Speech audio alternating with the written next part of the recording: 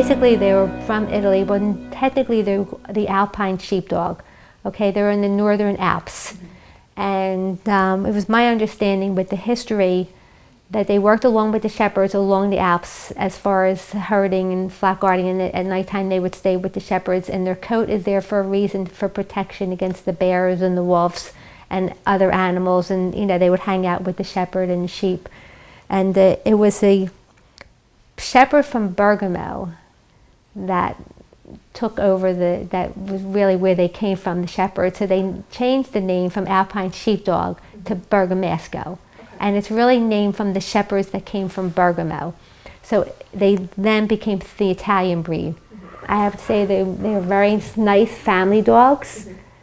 Even though they're herding, flock guarding, and they're not an aggressive breed, they will protect you if need be. Even though they're great family dogs and they love to be with kids, they are definitely a stubborn breed, and you have to be the master of them. If you're going to do a command, you have to give them a reason to do it. They're more like for thinking. You have to really enjoy the coat. You know, you can't wash this dog every week, or not even every month.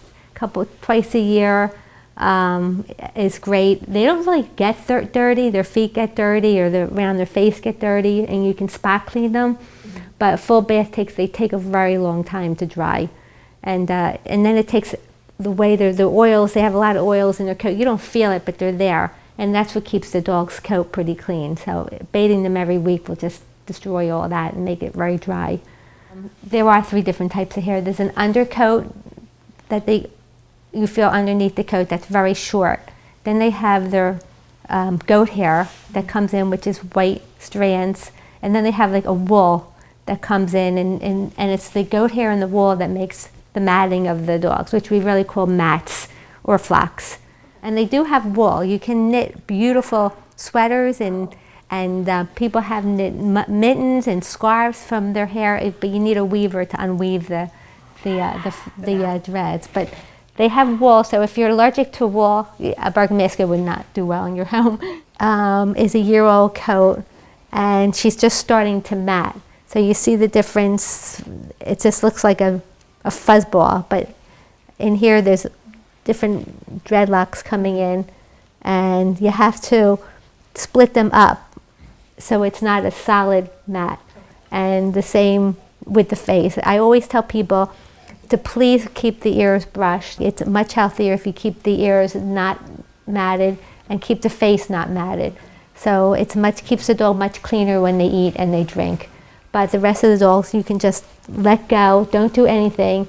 And at about a year old, when you start seeing you put your hand in there and you can't get your hand out, then you know you need to demat the dog. And the Bergamascos don't mat to the skin. There's an air pocket about a quarter of an inch where it's open and air goes through. So the mat isn't to the skin, so it doesn't pull the skin. It's really neat. I know there's people doing agility with them. They've done quite well with agility. They've done quite well with fly ball. And I know we just came back from Switzerland, and there were women in the Alps has them with working the sheep and moving the cows. So here in the U.S., there's a lot of people doing herding with them. If you have the time, it's a great sport, and they love it. So, yeah, they love it. They're a stubborn breed. They're very, very smart. So you have to know that. They are not a dog to say, sit, stay, come, and be there you can turn on and turn off. Mm-hmm. They're a family dog. They're not absolutely a dog not to be kept in a crate. They're not dogs to be crated at all. They want to be with you. So you're now their sheep or their herd or their whatever. And their history is that they've always been with the shepherd and close to the shepherd. And so now you're their shepherd, and you have to understand that they're going to be with you.